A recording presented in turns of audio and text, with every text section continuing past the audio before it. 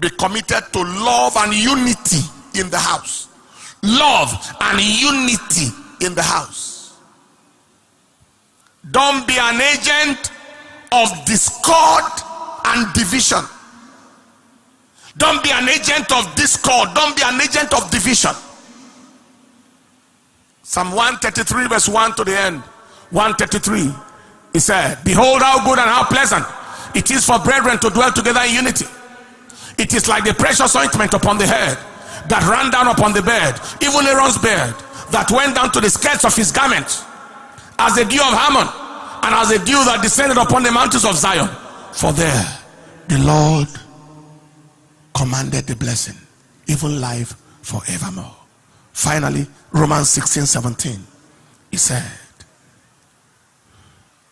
now I beseech you, brethren, mark them which cause divisions and offenses contrary to the doctrine which you have learned, and avoid them.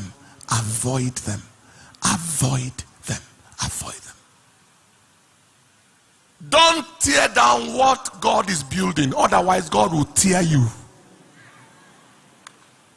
Do you hear what I just said?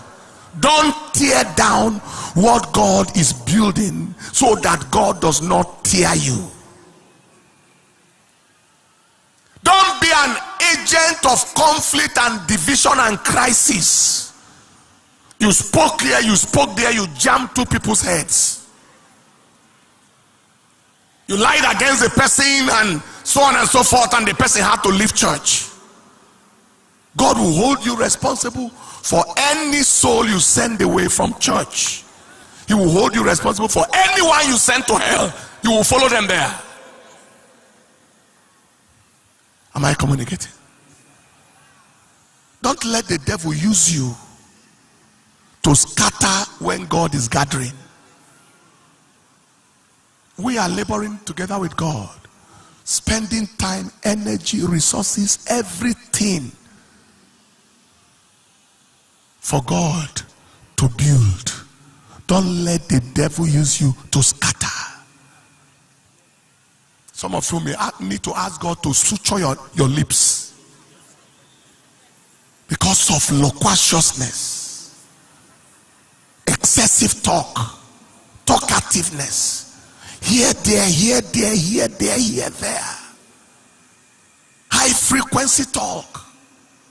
Faster than parrots.